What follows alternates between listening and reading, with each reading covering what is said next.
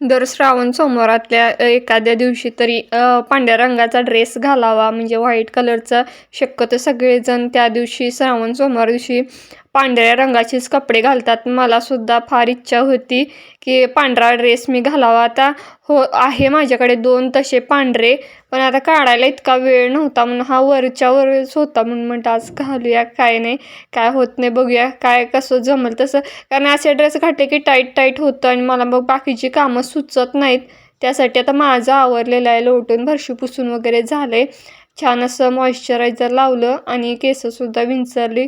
Fresh वाटत होतं. असं छान सुरुवात झाल्यानंतर इकडे पूजा वगैरे सगळं झालेलं आहे. सकाळचं थोडंफार आवरले. मुलं पण गेलेले आहेत शाळेला, क्लासला वगैरे.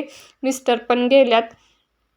त्यामुळे सगळी तयारी केलेली आहे. इकडं वरीचा भात, शेंगदाण्याची आमटी आणि खिचडी केल्या. शक्यतो खाऊ नये म्हणतात, पण मी खाते.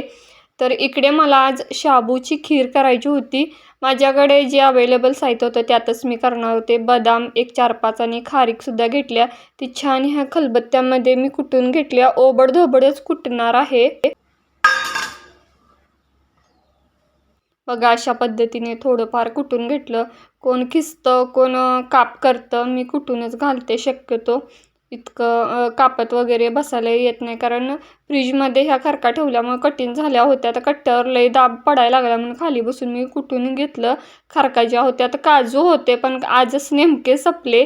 आणि लहानपणापासून मला फार आवडते शाबूची खीर आणि दरवर्षी म्हणते एका सोमवारी तरी ही शाबूची खीर आपण करून खायला पाहिजे.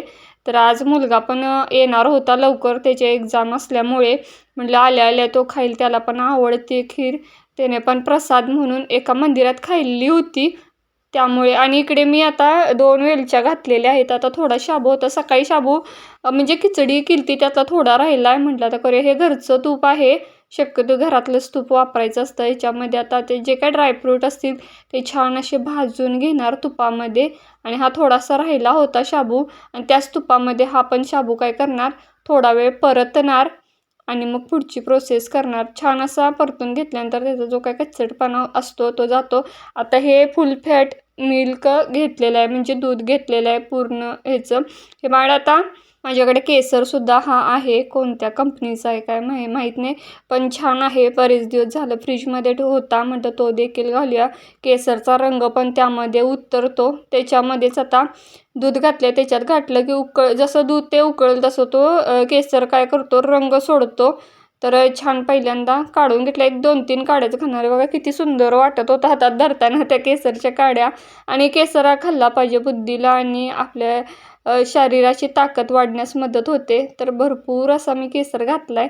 बघा शाबू असा दिसत होता आत्ता तरी. आणि छान उकळल्यानंतर दाखवतो तो शिजल्यानंतर. आता वेलची मी घालून घेतली त्यामध्ये छान अशी, आणि शिजल्यानंतर तो अगदी काचेच सारखा होतो. तर आता मला जेवढं हे करायचं होतं त्यामध्ये ते सगळं साहित्य मी घातलेलं आहे. छान आता उकळी येऊ देणार. 1-2-3 उकळ्या आल्या की मग नंतर गोडीसाठी आपल्या प्रमाणानुसार साखर घालणार. छान हलवून घेतलं मी ते. बघा किती छान तयार झालेली आहे. साखरसुद्धा मी घातली. तर छान अशी शाबूची खीर अगदी घरच्या घरी, घरच्या साहित्यात. आता निवदाचं ताटसुद्धा मी केलेलं आहे. देवाला दाखवलं आणि मग मी बसले आहे. आता हे देवापाशी बरेच दिवस ठेवलं होतं साहित्य देवाचं. ह्यामध्ये प्लास्टिकची सगळी म्हणजे वस्तू आहेत त्यामध्ये. त्यामुळे एवढी अशी म्हणजे चिकट चिकट काळं काळं झालं होतं. आता गरम पाणी मी घातलं आहे, त्यामध्ये सोडा आणि जे काही डिटर्जंट पावडर आहे ते 1 तासभर तरी ठेवणार. आणि लगेच निसटताना घासायला पण प्रॉब्लेम येणार नाही. आता घासलं तर नुसतं निघणार नाही म्हटलं तर ह्याच्यामध्ये अशा पद्धतीने मी घालून ठेवते आणि स्वच्छ घासणीने घासून घेते. आज सोमवारची पूजासुद्धा करून घे. तर तसं सकाळी मिस्टरांनी अभिषेक वगैरे केले, बीच राहिली होती मागं. म्हणतात तर मी करून घेते. वाऱ्याने उडून गेलेत फुलं वगैरे. आणि हे आपले घरचं बेलाचं पान, फूल आणि आज आहे तिळमुठ, त्यामुळे तिळसुद्धा अर्पण केले. नंतर मी विभीत वगैरे घातलं देवावरती आणि मग मी नमस्कार करून आतले निवेदसुद्धा दाखवला होता. आता ही आहे दुपारची वेळ. मला आता तूप कढवायचं होतं. आता एक 15 दिवसाची साय साठलेली होती. आज मला ती काढायचीच होती. तूप थोडंसं आता कमी झाले, त्यामुळे म्हणजे मुलांना खायला घरचंच तूप लागते. आम्ही कधी विकत आणत नाही. त्यामुळे आणि हे छान असं निघतं. ह्याच्यामध्ये फ्रीजमध्ये 1 तासभर काढून ठेवते, जी काही साय साठलेली असते ती, आणि मिक्सरला फिरवते आणि छान बघा लोणी केवढं निघाले बघा. आणि ते थोडा वेळ हे करते, रेस्ट करते आणि अजून निघतं आणि जे काही पाणी असतं ते ओतून दिलं. ही माझ्या झाडाची खाऊची पानं आहेत, तीसुद्धा त्यामध्ये मी घालते, म्हणजे दाणेदार असं तूप तयार होतं. ही छान घरचीच आपली नागवेलीची पानं, छान वास येतो आणि असं तोडल्या तोडल्या पण वास येतो. आणि मी दाखवला वेल आलेला, भरपूर आला आहे आता वेल. आणि लगेच ते भांडं लगेच काय करते, गरम पाणी ठेवते साईडलाच लगेच, आणि ते लगेच भांडं त्या गरम पाण्याने खळबळून काढते, म्हणजे घासताना मला काहीच प्रॉब्लेम येत नाही, लगेचच भांडं घासून निघतं. हे तसंच घासायला गेलं तर बराच वेळ लागतो आणि चिकट पण होतं. त्यामुळे छान आता खळबळून घेतले, लगेच घासून पण घेणार. लगेच इकडे तूप पण छान काढलेलं आहे. जे तुपाचा हे असतात बघा, बुडबुडे थोडे कमी झाले आणि आवाज कमी झाला की झालं आपलं तूप तयार.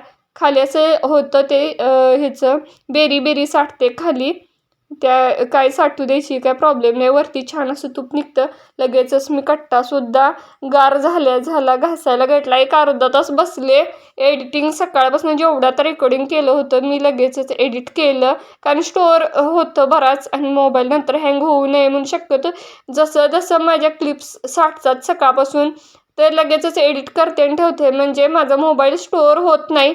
आणि लगेच तो एडिट संध्याकाळी झाला की मग लगेच मी पोस्टिंग करते, त्यामुळे मोबाईलचं म्हणजे स्टोरेजचा प्रॉब्लेम येत नाही.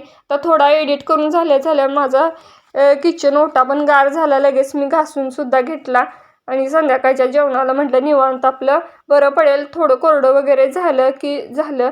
आणि ह्यानंतर आता भांडी भरपूर माझी पडलेली आहेत सकाळपासून, तीसुद्धा लगेच घासायला घेणार आहे, कारण सकाळपासून देवाचंच करत बसल्यामुळं लोटून फरशी पुसून ह्यामध्ये 2-3 तास माझे जातात आणि एडिटिंगला, त्यामुळे ही कामं राहिलेली आहेत. आता ती घासून घेणार. तेवढ्या तिकडे पार्सल आलेलं आहे, एक रोप आले, बघूया म्हटलं काय आले काय, मला नाव पण माहीत नाहीत, पण रोज एक रोप मिस्टर ऑनलाईन मागवून घेतात पण रोज येतं. इकडे दूधसुद्धा लगेच संध्याकाळच्या हे चहासाठी तापवलं, चहासुद्धा माझं झालं आणि संध्याकाळच्या जेवणासाठी नेहमीचीच आमची डाळीची आमटी फेवरेट ती केली, भात पण केला. छान कट आला होता आमटीला, बघून छान वाटायला लागलेलं, म्हटलं आज एवढा छान कट आलाय. कोथिंबीर तेवढी घालायची. आता मिस्टरांनी बाजार पण करून आलेले आहेत, सोमवारचा बाजार आमच्या गावी असतो, त्यामुळे आता कॉलेज सुटल्या बाजार पण करून घेऊन आलेले आहेत.